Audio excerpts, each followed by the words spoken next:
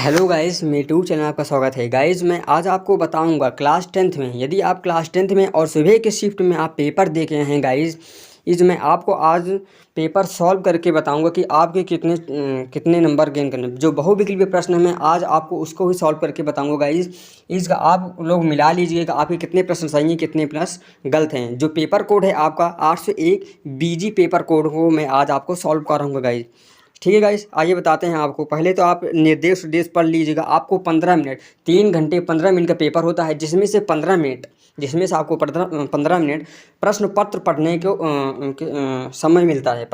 ठीक है guys, 15 minute पढ़ने को मिलता है आपको पेपर। आइए बताते हैं आपको अखंड आ से, खंड आ से जो खंड आ है गाइस, खंड आ में आपको बहुविकल्पीय प्रश्न आते हैं। 20 प्रश्न पूछे जाते हैं, प्रत्येक प्रश्न एक एक नंबर का पूछा जाता है, जो कि मैं आपको पहले ही बता चुका हूं गाइस। मैंने आपको मॉडल पेपर भी सॉल्व कराया था गाइस, आज मैं आपका पेपर हिंदी का था, आज मैं उसको सॉल्व कराऊंगा। बहुविकल्पीय प्रश्न जो 20 नंबर के आए हैं, उसमें कैसे कैसे क्वेश्चन आए हैं, आज मैं उसको आपको आज पूरा फुल डिटेल सोल्यूशन करा के बताऊंगा गाइस कि कैसे कैसे आपके एग्जाम में। और आप लोग मिला लीजिएगा कि आपकी कितने प्रश्न सही करके आए हैं आप बहुविकल्पीय प्रश्न गाइस। मैंने जितने भी बताए थे ये उतने ही आए हैं गाइस। मैंने आपको जीवन परिचय भी बताया था कि उतना जीवन परिचय याद करके जाना, उसमें से एक आएगा ही आएगा। मैंने गद्य और पद्य से दोनों से बताया था गाइस, और उसमें से आया भी है गाइस। आइए बताते हैं आपको बहुविकल्पीय प्रश्न, आप मिला लीजिए गाइस। देखिए, पहला प्रश्न जो होता है, शुक्ल युग के निबंधकार जो हैं, शुक्ल युग के निबंधकार जो जी हैं आपके जो हैं वियोगी हरि शुक्ल युग के, ये आपके निबंधकार हैं। दूसरा प्रश्न है निर्मला उपन्यास के रचनाकार जो हैं मुंशी प्रेमचंद जी हैं आपका गाइस। ये तीसरा प्रश्न है आपका, अपनी खबर रचना की विधा जो है वह आपकी आत्मकथा। Option number D correct option guys.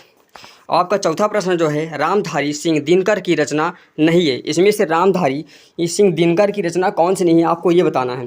तीन हैं ए बी और डी जो है आपके, तो रामधारी सिंह दिनकर का रचना है, परंतु जो ऑप्शन नंबर सी है अजात शत्रु, वह आपकी रामधारी दिनकर की रचना नहीं है। तो यह आपका ऑप्शन नंबर सी सही है, अजात शत्रु।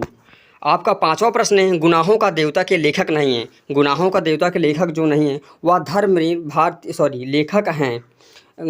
पांचवा प्रश्न है, गुनाहों का देवता के लेखक हैं वह हमारा धर्मवीर भारती जी हैं। छठवां प्रश्न है, निम्न कवियों में से किस कवि को राष्ट्रीय कवि का सम्मान मिला था। राष्ट्र कवि को जो सम्मान मिला था वह आपका ऑप्शन नंबर बी यानी मैथिली शरण गुप्त को मिला था गाइस। उसके बाद आपका प्रश्न नंबर 7वां होता है, रामचंद्रिका के इन रचनाकार हैं जो हैं वह केशवदास जी हैं। यानी ऑप्शन नंबर डी सही है। आपका आठवां प्रश्न है,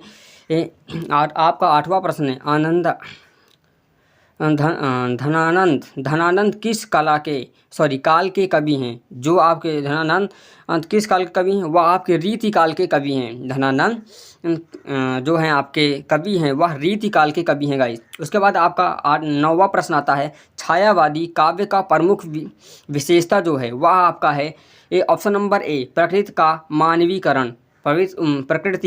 मानवीकरण, आपका option number A correct option guys. उसके बाद आपका 10वां प्रश्न है, तारसरस के 7 कवियों को किसने ये राहों की अन्वेषी कहा था। ठीक है गाइस, वह आपका ऑप्शन नंबर सी आगे ने कहा था। ऑप्शन नंबर सी आगे ने कहा था। उसके बाद 11वां प्रश्न है, करुण रस का अस्थाई भाव जो होता है, करुण रस यानी कि उसमें कुछ शोक उत्पन्न हो रहा है, यानी कि ऑप्शन नंबर डी शोक, इसका जो करुण रस का अस्थाई भाव जो होगा शोक होगा। Option number D correct option guys. इसके बाद 12वां प्रश्न आपका है, भूरे बालों की किस कर्तन छिपा नहीं उसका छोटापन।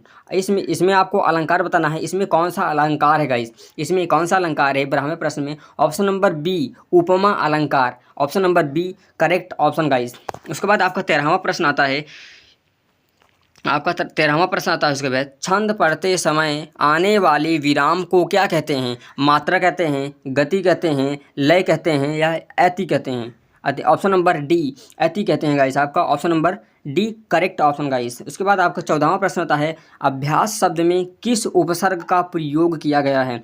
उसके बाद आपका ऑप्शन नंबर सी सही है, करेक्ट एकदम, ऑप्शन नंबर सी एकदम करेक्ट ऑप्शन है गाइस। उसके बाद 15वां प्रश्न आता है, ये पंचतंत्र, पंचतंत्र में कौन सा समास है? पंचतंत्र, यदि मैंने आपको गाइस बताया था कि यदि जहाँ पर कोई संख्या की बात की जाती है तो वहाँ पर हमारा द्वंद्व समास होता है। यहाँ पे पंचतंत्र दिया गया है तो पंचतंत्र में कौन सा समास से पूछ रहा है, तो आपका द्वंद्व समास होगा guys, option number B correct option. उसके बाद 16वां प्रश्न आता है आपका, दिनकर, दिवाकर, प्रभाकर किस शब्द के पर्यायवाची यानी कि पर्यायवाची पूछ रहे हैं?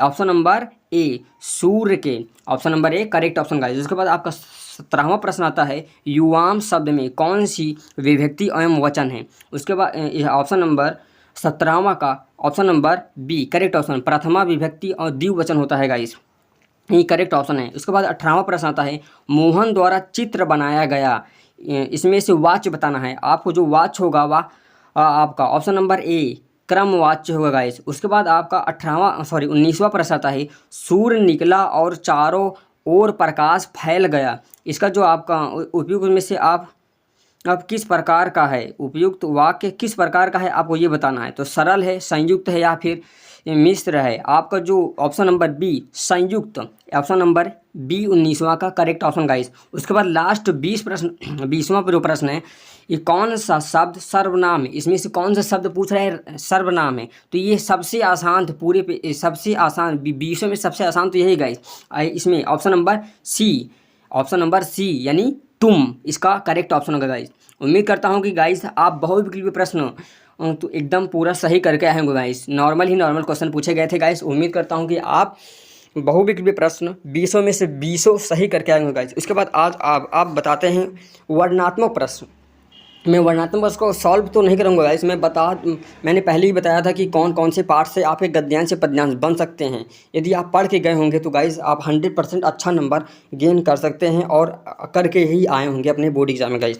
मैंने बताया था कि ये आपको जो गद्यांश आएंगे, मैंने बताया था मित्रता और कुछ और चैप्टर बताए थे गाइस, याद नहीं आ रहा, पर मित्रता देखो, मित्रता से भी आया है गाइस, ये 6 नंबर में पूछा जाता है, आया है, देख लीजिए गाइस। उसके बाद आपका आता है पद्यांश भी आते हैं, देख लीजिए एकदम सेम टू सेम आया है। मैंने संस्कृत में बताया था, हिंदी में बताया था, हिंदी पेपर तो एकदम अच्छे से ही होगा गाइस, देख लीजिए गाइस।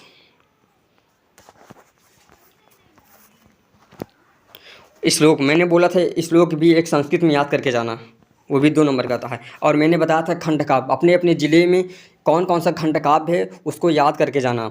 तो मैंने बताया था यहाँ पे ज्योति जवाहर, अब जो प्रतापगढ़ का है वह खंड का वो ज्योति जवाहर है, ज्योति जवाहर यदि याद करके गएंगे तो 3 नंबर यहाँ से पक्के हो जाते हैं गाइस। उसके बाद मैं बताता हूँ अब क्वेश्चन नंबर 6। मैंने बताया था कि आपको कुछ मैंने जीवन परिचय इंपॉर्टेंट बताया था। मैंने टोटल 6 ऐसे जीवन परिचय बताए थे गद्य और पद्य से दोनों मिलाकर, जहाँ से कि 100% क्वेश्चन आने ही आने थे। मैंने बोला था कि एक क्वेश्चन तो फंसेगा जरूर गाइस। मैंने देखिए गाइस, मैंने बताया था जयशंकर प्रसाद का ही बताया था, और जयशंकर प्रसाद का भी आया भी है आपके जीवन परिचय, जो 5 नंबर में आए हैं। उसके बाद मैंने बताया था महादेवी वर्मा या तुलसीदास, इसमें से दोनों आ गए हैं, दोनों में से तो एक आप लिखे हुए होंगे गाइस। उसके बाद आपके आते हैं संस्कृत में कुछ श्लोक 2 नंबर के आते हैं। उसके बाद आपके पत्र आते हैं लिखने के लिए, 2 प्रश्न संस्कृत में आते हैं, सब मैंने तो एकदम बताया ही था। उसके बाद आपका लास्ट प्रश्न जो आता है वह निबंध आते हैं 7 नंबर में। बस गाइस यही आपका सोल्यूशन रहा। यदि आपको वीडियो अच्छा लगा हो तो लाइक करें, शेयर करें गाइस। मैं नेक्स्ट सब्जेक्ट के पेपर के सोल्यूशन के साथ मिलूँगा गाइस, जो आपका पेपर है 4 तारीख को गाइस। तब तक के लिए बाय बाय, टेक केयर।